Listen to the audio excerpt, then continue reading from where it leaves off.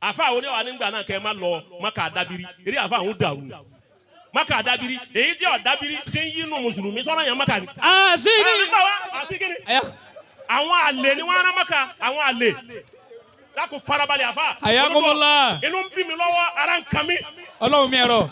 Baba mi ẹ̀rọ. Mo bínú. Asini izakana imukanu wa makiduratun. Abẹ́rẹ́ àwọn olówó wa dàrú ni. Falan yaduma dali isani imukanu. Falan yaduma dali isani imukanu. Obìnrin tó ọ̀nà lọ Makkah.